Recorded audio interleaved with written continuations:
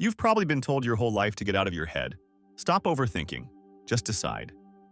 And you've probably tried and failed because your mind doesn't seem to have an off switch. Here's what nobody told you. The research on rumination doesn't say what everyone thinks it says. Some of what gets called overthinking is your brain doing something most brains can't. The problem is that one kind is really hurting you, and almost no one can tell the difference. That's what this video is about. Let's be honest about something first, because I'm not here to tell you every thought spiral is secret genius. That would be a lie, and you'd know it. There is a kind of overthinking that damages people. Psychologists call it rumination, and it has a signature.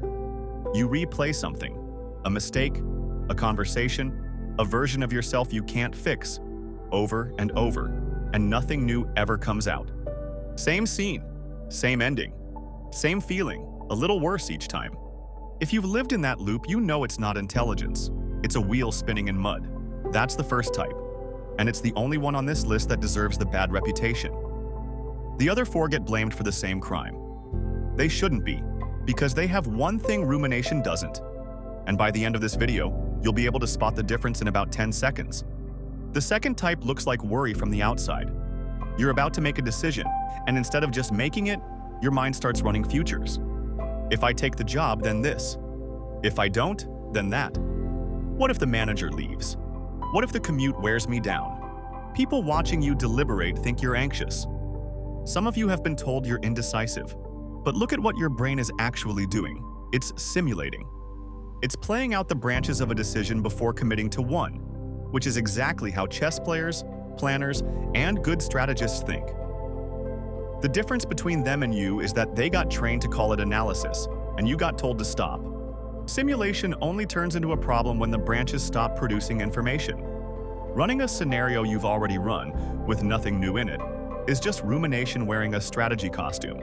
But if each pass surfaces something, a risk you hadn't priced, a question you need answered before you move, that's not overthinking. That's the homework most people are too impatient to do. The third type is the one that makes you exhausting in meetings. Someone proposes something, everyone nods, and your mind has already jumped 2 moves ahead. Okay, but if we do that, the client will expect this. And then next quarter, we're locked into that. You see consequences of consequences. Automatically, you can't not see them. Decision science has a name for this. Second-order thinking. It's rare enough that executives pay to learn it as a skill. You do it involuntarily. The social cost is real. You're the one saying, wait, while everyone else is saying, great. But being the only person in the room who can see around the corner isn't a flaw in your thinking. Most of the time, it's a flaw in the room. The fourth type moves slower than everyone around it and pays for that socially. Something happens. A job ends, a relationship changes, a hard year finally closes. And other people seem to just move on. You can't. You turn it over. You need to know what it meant, what it changed in you, what you'd do differently. Weeks after everyone else has filed it away, you're still processing. Here's what that slowness buys you.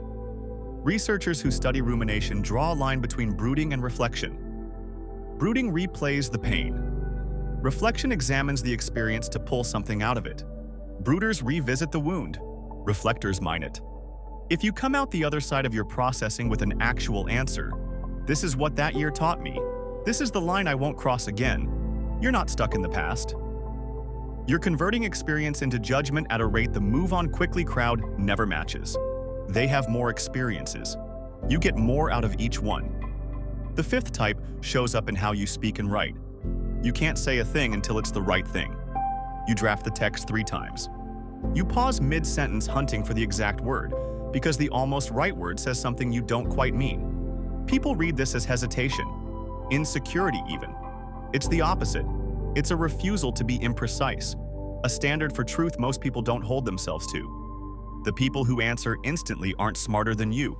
They're more comfortable being approximately right. Your discomfort with close enough is the same trait that makes good editors, good scientists, and good witnesses. Slow speech isn't slow thought. Often it's thought that respects the listener enough to arrive finished. So there it is, 5 types. One replays the past and produces nothing.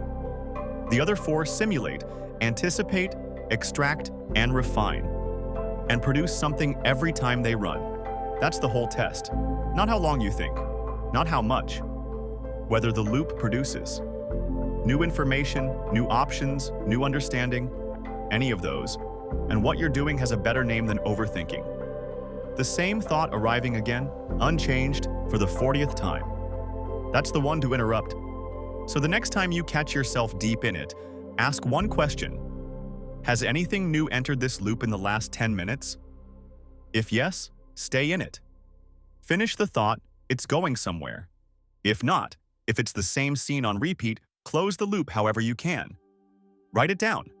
Say it out loud. Walk. Not because thinking is the enemy, because that particular wheel is off the road. Most people watching this have spent years apologizing for their own minds, saying, "Sorry, I'm overthinking it," in the same tone they'd admit to a bad habit. And maybe one time in 5, it was the harmful kind, and the apology fit. The other 4 times, you were simulating a decision, or seeing around a corner, or pulling meaning out of something hard, or refusing to be imprecise. Nobody taught you those had names. Nobody separated them from the loop that hurts. So you filed it all under one word and decided you were the problem. You know the difference now. Use the 10-second test. Interrupt the wheel when it's really the wheel.